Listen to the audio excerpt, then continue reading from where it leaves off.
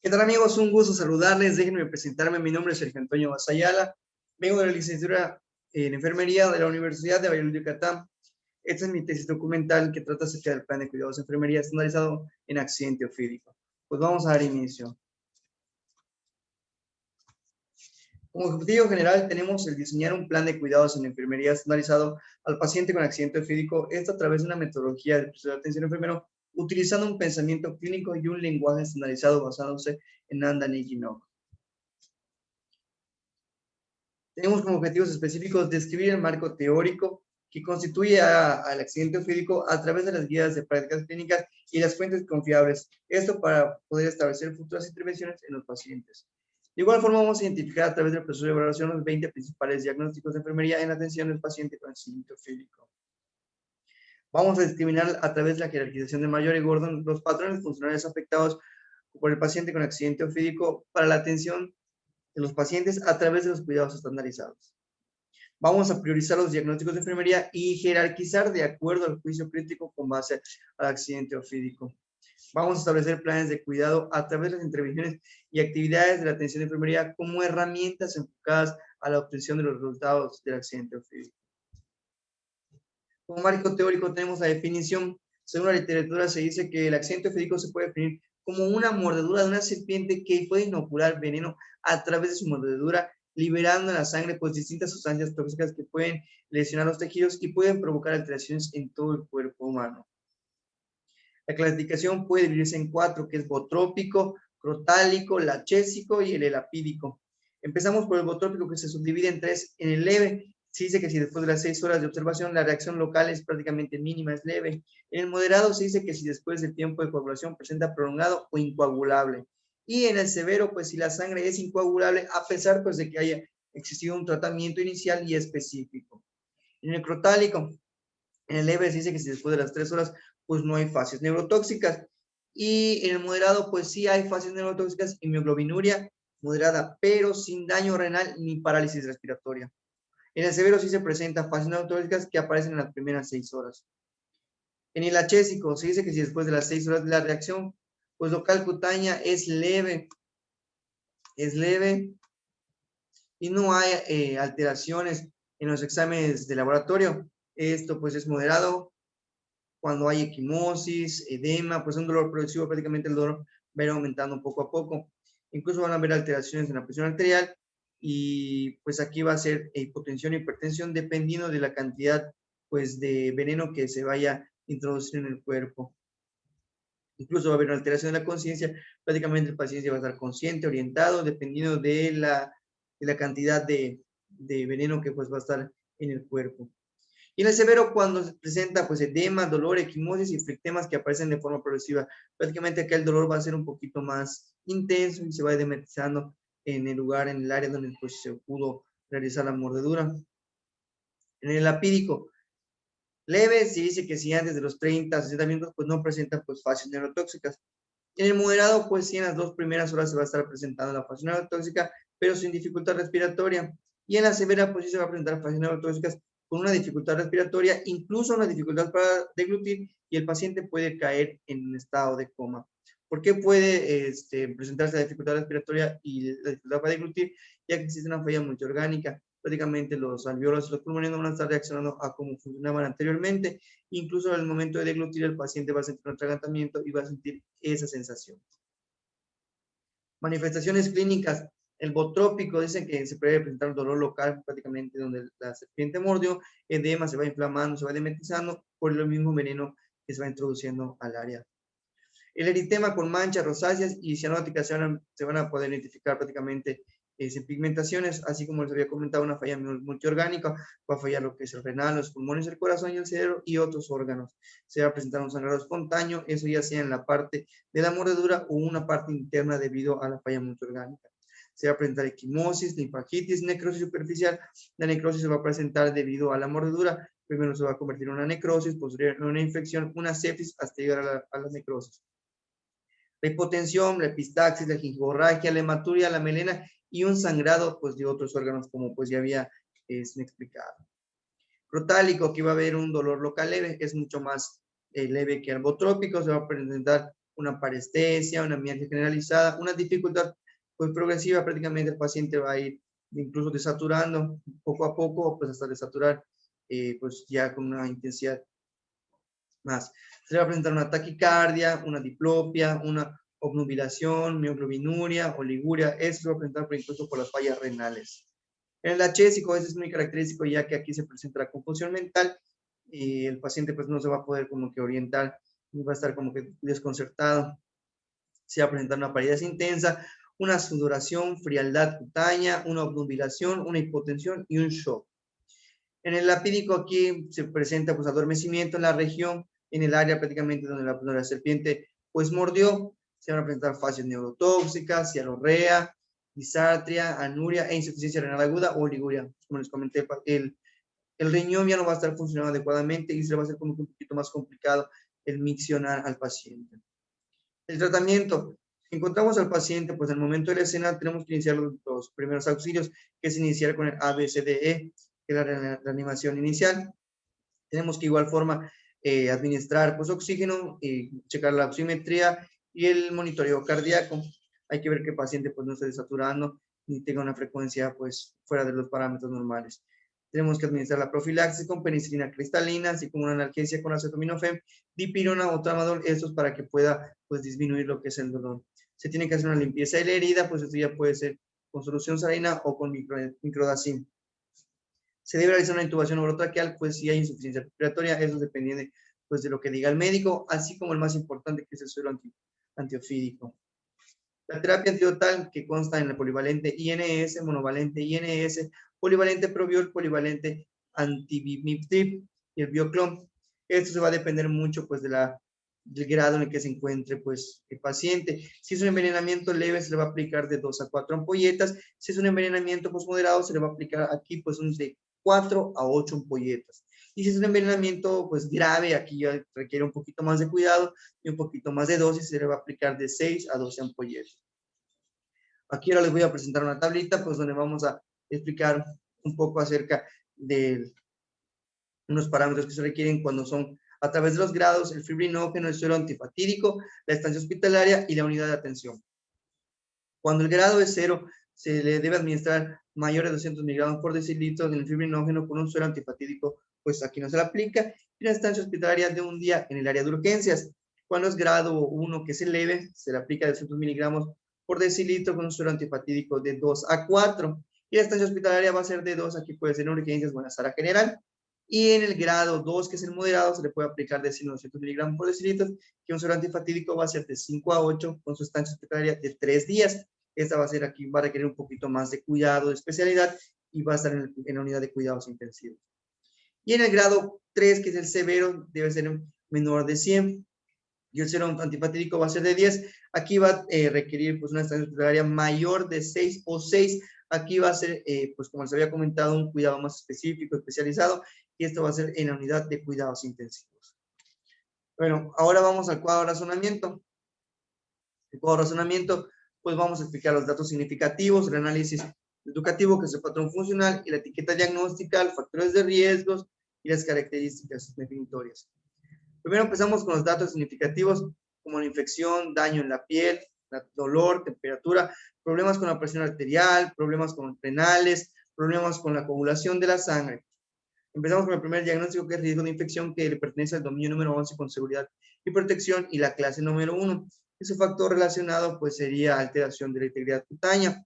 El segundo diagnóstico sería negación ineficaz, que le pertenece al dominio número 9, que le pertenece a afrontamiento y tolerancia y al estrés, y a la clase número 2, que es respuesta al afrontamiento. Tiene como factor relacionado miedo a la muerte, y la característica definitoria, que es desplaza su miedo al impacto provocado por su estado. El siguiente diagnóstico, que es confusión aguda, que tiene por dominio el 5, que es percepción cognitiva, y la clase número 4, que es cognición. Sus factores relacionados el dolor, y las características pues son alteración en el funcionamiento cognitivo. El siguiente diagnóstico, que es riesgo de desequilibrio electrolítico, que le pertenece al dominio número 2, que es nutrición, y a la clase 5, que es hidratación, y tiene como factores de riesgo los vómitos. El siguiente diagnóstico, que es termorregulación ineficaz, que le pertenece al dominio número 11, seguridad de protección, de la clase número 6, que es termorregulación, que tiene como factor es el aumento de la demanda de oxígeno, y las características son como la disminución de la temperatura corporal por debajo de los parámetros normales. El siguiente diagnóstico, que es deterioro de la integridad cutánea, que le pertenece al dominio número 11, que es seguridad y protección, a la clase 2, que es lesión física. Su factor es hipertermia, así como su característica es cuerpo extraño penetrado en la piel, sangrado. Continuamos con el siguiente diagnóstico, que es riesgo de la lesión, que le pertenece al dominio número 11, que es seguridad y protección, a la clase número 2, que es lesión física, y su factor relacionado sería exposición a patógenos. El siguiente diagnóstico, que es riesgo de sangrado, que le pertenece al dominio número 11, seguridad y protección, a la clase número 2, que es lesión física, y su factor relacionado es conocimiento insuficiente de las precauciones para evitar el sangrado. El siguiente diagnóstico, que es riesgo de reacción alérgica, que le pertenece al dominio número 11, que es seguridad y protección, de la clase 5, que son procesos defensivos, que aquí su factor relacionado son exposición a alérgenos. Continuamos con el siguiente diagnóstico, que es dolor agudo, que le pertenece al dominio número 12, que es confort, con la clase número 1, que es confort físico. Su factor relacionado es lesión por agentes biológicos, y sus características de parámetros fisiológicos, que son conductas expresivas. Continuamos con el siguiente diagnóstico, que son náuseas, que el dominio que le pertenece, que es el 12, que es el confort, a la clase 1, que es confort físico. Exposición a toxinas, que son sus factores, y sus características, que son sensación de atragantamiento. El siguiente diagnóstico, que es riesgo de intolerancia a la actividad, perteneciendo al dominio número 2, nutrición, de la clase 5, hidratación. Su factor relacionado, que es desequilibrio entre el aporte y demanda de oxígeno. De igual forma, pasamos al siguiente diagnóstico, que es deterioro de la eliminación urinaria, que le pertenece al dominio número 3, eliminación e intercambio, de la clase 1, que es función urinaria. Su factor relacionado es multicausalidad, y sus características son disuria e incontinencia urinaria. Pasamos al siguiente diagnóstico, que es patrón respiratorio ineficaz, que le pertenece al dominio número 4, que es actividad y reposo, de la clase 4, que son respuestas cardiovasculares pulmonares, que tiene como factor el dolor y sus características como disnea, patrón respiratorio normal. El siguiente, que es deterioro de la movilidad física, que le pertenece al dominio número 4, actividad y reposo, y a la clase número 2, que es actividad y ejercicio, y sus factores, que son alteraciones en la marcha, disnea de esfuerzo. El siguiente diagnóstico, que es riesgo de presión arterial inestable, que le pertenece al dominio número 4, actividad y reposo, a la clase número 4, que son respuestas cardiovasculares pulmonares. Sus factores relacionados son ortostasis. El siguiente diagnóstico, que es temor, que le pertenece al dominio número 9, que es afrontamiento y tolerancia al estrés. La clase estrés, que son respuestas de afrontamiento. Los factores relacionados, que son estímulos fóbicos, y sus características definitorias, que son un aumento de la presión arterial, náuseas y el vómito. El siguiente diagnóstico, que es deterioro de la integridad tisular, que le pertenece al dominio número 11, con seguridad y protección, y la clase 2, que es lesión física, que tiene como factor relacionado volumen de líquidos insuficiente, y sus características, que son daño tisular, dolor agudo y sangrado. El siguiente diagnóstico, que es riesgo de tromboembolismo venoso, que le pertenece al dominio número 11, seguridad y protección, de la clase 2, lesión física. Su factor relacionado es deshidratación. Y por último, pasamos al último diagnóstico, que es diarrea, que le pertenece al dominio número 3, que es eliminación e intercambio, de la clase número 2, función gastrointestinal, que le pertenece al factor ansiedad, y la característica, que es dolor abdominal, eliminación mayor de 3 deposiciones líquidas por 24 horas. Ahora pasamos al planteamiento diagnóstico, que van a ser los 10 principales, que tenemos al primero, que es deterioro de integridad tisular relacionado con volumen de líquidos insuficiente, pues cómo lo demuestra, con daño tisular, dolor agudo y sangrado. Riesgo de sangrado, ¿cómo lo evidencia? Conocimiento insuficiente, las precauciones para evitar el sangrado. El siguiente diagnóstico, que es patrón respiratorio ineficaz relacionado con dolor.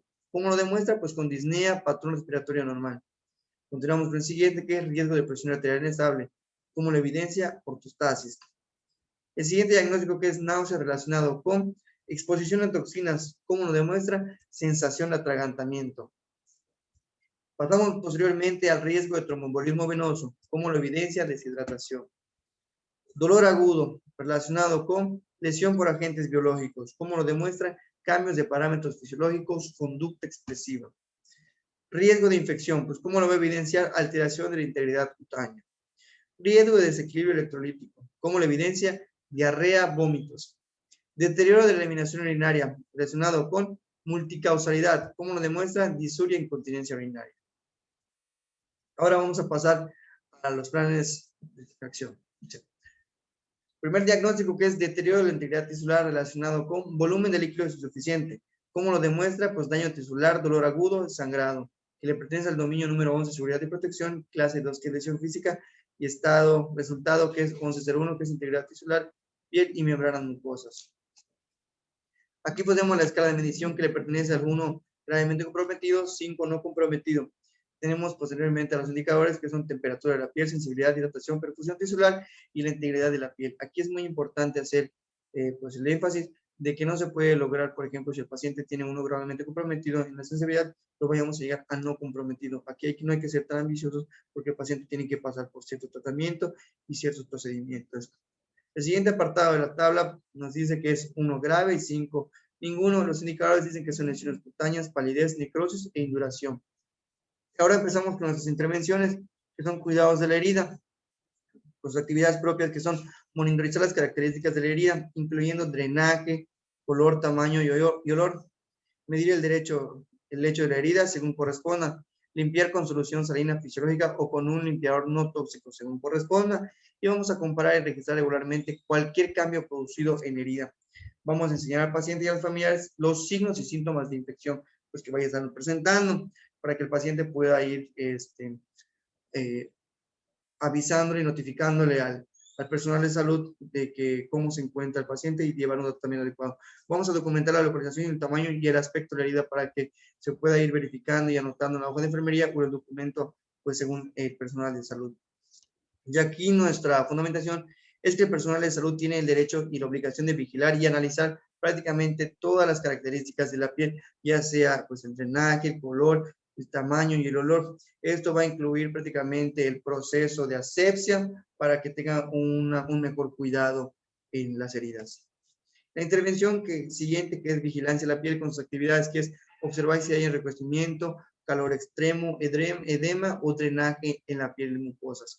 Aquí hay que observar el color, tumefacción, pulsos y textura, si hay edema, ulceraciones y en las extremidades. Hay que vigilar de igual forma pues el color, la temperatura de la piel. Tenemos que estar observando si hay infecciones, especialmente en las zonas sedimentosas, observar si hay infecciones, si hay excesiva sequedad o humedad en la piel. Tenemos que documentar los cambios en la piel y mucosas, prácticamente ir monitorizando, hay que ir evaluando cómo va a estar avanzando lo que es la herida. Y aquí nuestra fundamentación es que identificar los síntomas, y con base a la averiguación anterior de qué tipo de serpiente fue la que pues mordió al paciente, se tiene que determinar un correspondiente tratamiento, se tiene que estar vigilando constantemente por parte del personal de la salud, todo relacionado con la parte de la piel. La siguiente intervención, que es estimulación cutánea, con sus actividades propias, que son comentar los diversos métodos de estimulación de la piel, sus efectos sobre la sensibilidad y las expectativas del paciente durante pues, toda la actividad. Así como hay que considerar los puntos de acupresión como sitios de estimulación, pues según corresponda. Hay que fomentar el uso de un método de estimulación intermitente, pues según vaya correspondiendo. Hay que seleccionar un método o un sitio de estimulación alternativo, si no se consigue pues modificación a la sensibilidad. Tenemos que aplicar la estimulación directa o alrededor del sitio, pues según vaya siendo correspondido. Tenemos que valorar y registrar la respuesta a la estimulación, prácticamente cómo estuvo el paciente durante la estimulación, si hubo mejorías, si hubo, pues, estuvo empeorando, se tiene que notificar prácticamente todo eso.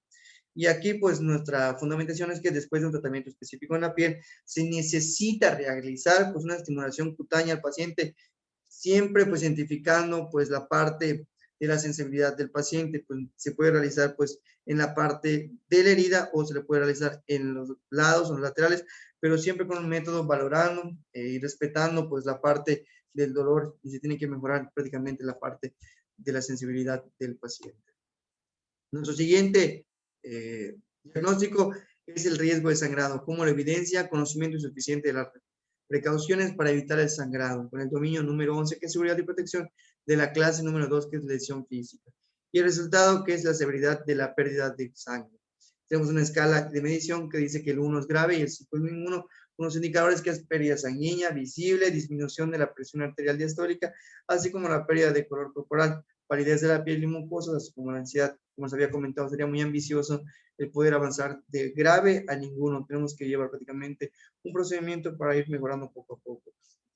Pues intervención que disminución de la hemorragia con sus actividades propias, que son identificar prácticamente la causa de la hemorragia, aquí que es la mordedura de la serpiente, monitorizar prácticamente la forma extractiva en paciente en busca de la hemorragia, se tiene que localizar la parte de la mordedura, monitorizar la presión arterial y los parámetros hemodinámicos si están disponibles. Hay que estar verificando los signos vitales, la presión arterial.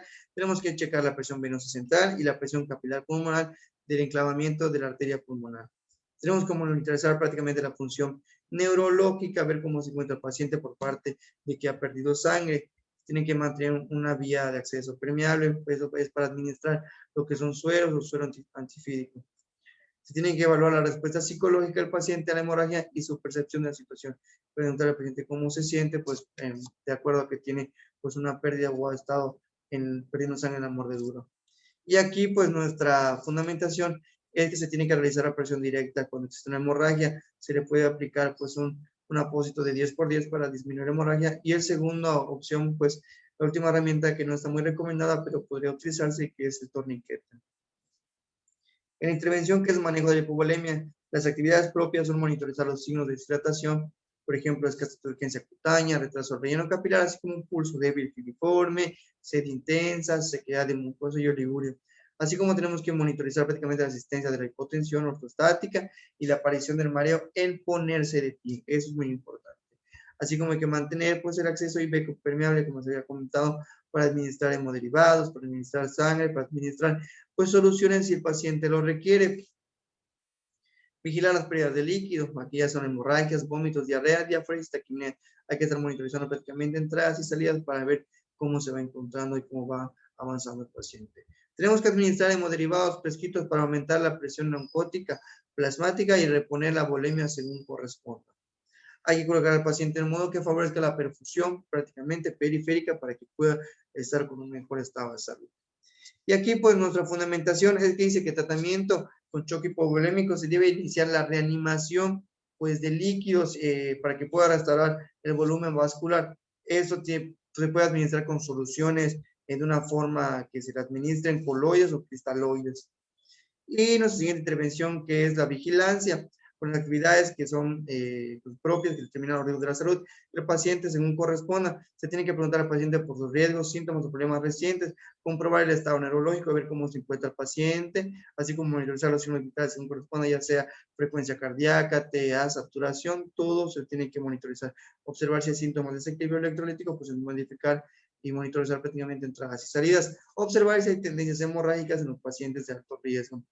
Y aquí nuestra fundamentación es que para la prevención y el cuidado de las enfermedades, aquí relacionado prácticamente en el accidente físico, se tiene que recolectar prácticamente los datos y cooperar con el personal de salud para que puedas llevar una vigilancia adecuada y puedas tener una mejor salud después del accidente físico. Nuestro siguiente nuestro siguiente diagnóstico es el patrón respiratorio ineficaz relacionado con dolor. ¿Cómo lo demuestra? Pues con disnea y su patrón respiratorio anormal. Dominio, que es el 4, actividad de reposo, con la clase 4, que son respuestas cardiovasculares y pulmonares. Resultado, que es estado respiratorio. Tiene como escala de medición desviación del rango normal, que es el 1, y el 5, desviación del rango pues normal. Tenemos como indicador frecuencia respiratoria, ritmo respiratorio, profundidad de la inspiración, así como una saturación de oxígeno, pues uso de los músculos accesorios, respiración de los labios fruncidos, aleteo nasal, inquietud y fiebre, y 1 grave y 5 ninguno en el segundo apartado de la escala. Nuestra intervención, que se ayuda a la ventilación, pues se le va a presentar las actividades. Mantener una vía aérea permeable para que el paciente pueda estar intercambiando adecuadamente lo que es el oxígeno con el dióxido de carbono, colocar al paciente de una forma que alivie su disnea para que pueda respirar adecuadamente, observar si hay una fatiga muscular y poner un ejercicio para que pueda intercambiar adecuadamente.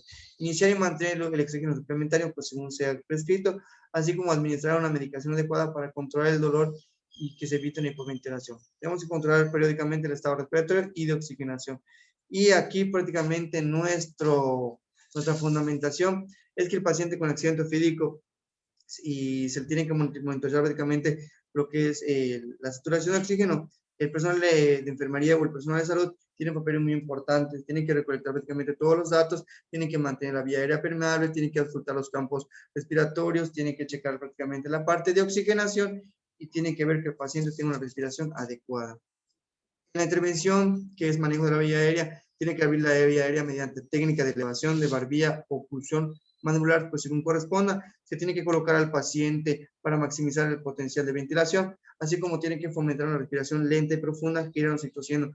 Prácticamente es un ejercicio para que el paciente pueda respirar adecuadamente. Se tiene que administrar broncodilatadores según corresponda. Aquí pueden ser como el salbutamol, pero eso va a ser bajo la prescripción del médico. Se tiene que colocar al paciente en una posición que alivie la disnea, una posición que alivie y el paciente puede intercambiar correctamente y adecuadamente lo que es el oxígeno por el dióxido de carbono. Se tiene que vigilar el estado respiratorio y de oxígeno, pues según corresponda. Se tiene que prácticamente anotar todo en la hoja de enfermería, pues en el documento correspondiente de la salud.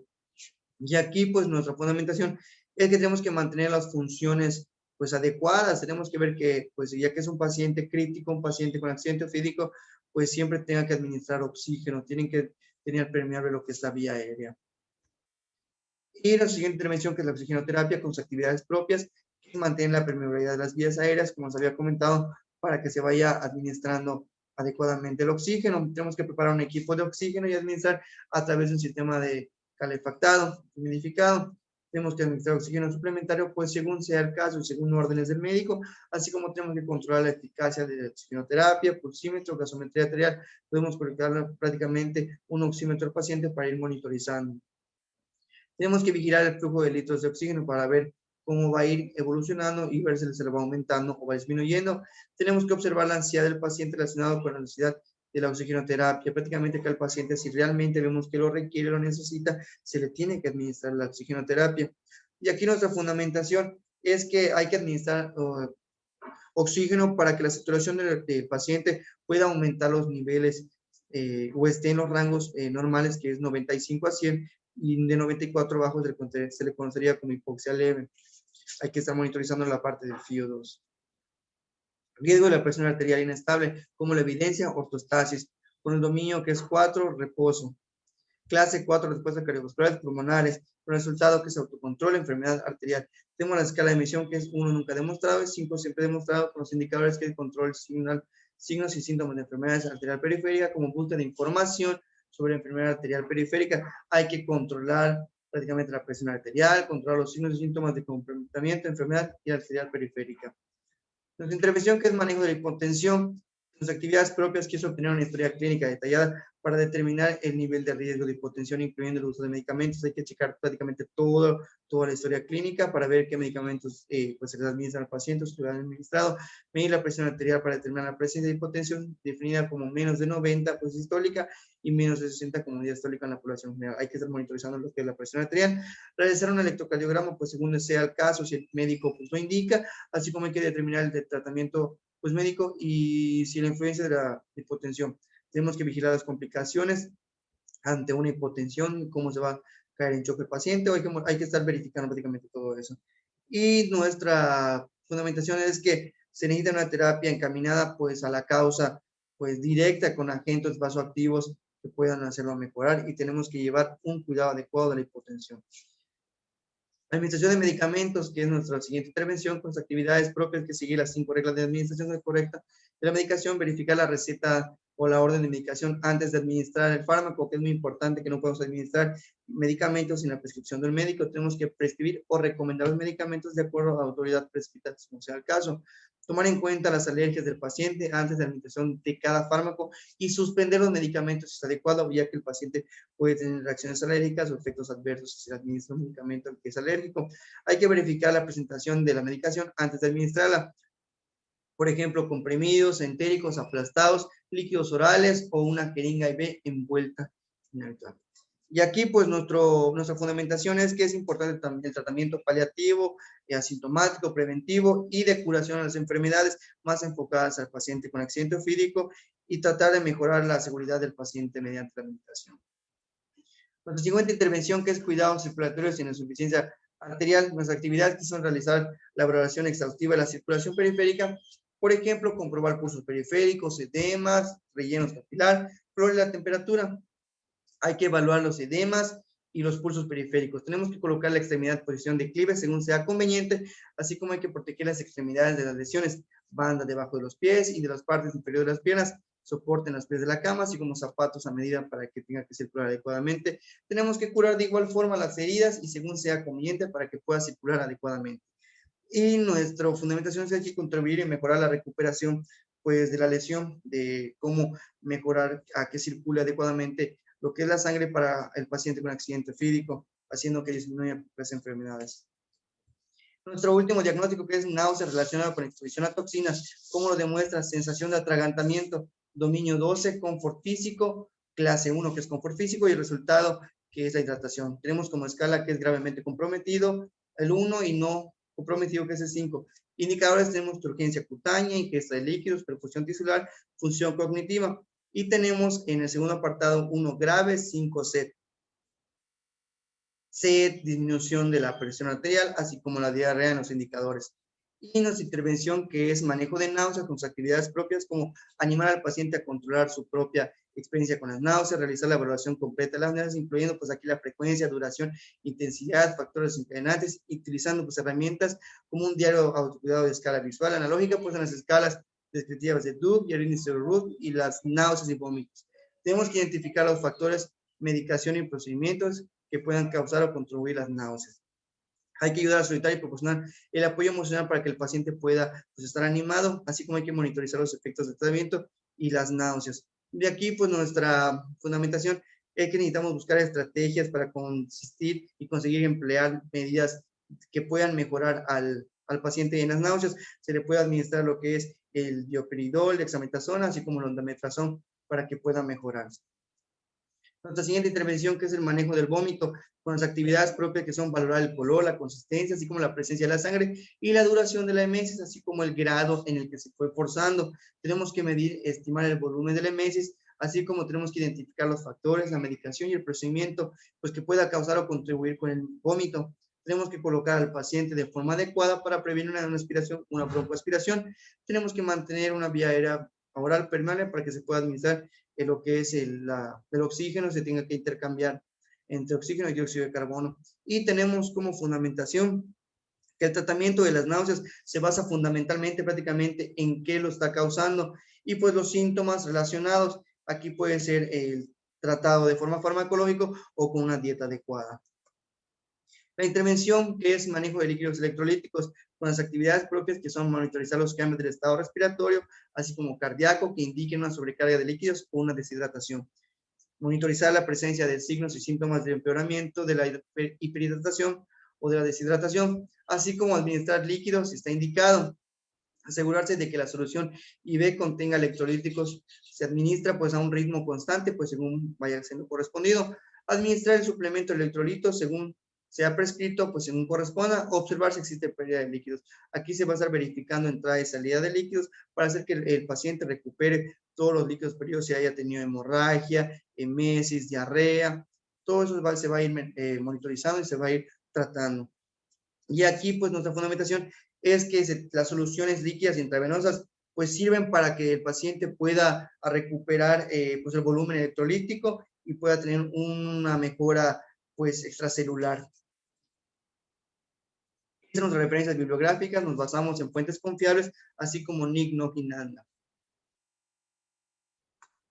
Por mi parte es todo, les agradezco mucho por su atención y nos vemos hasta la próxima.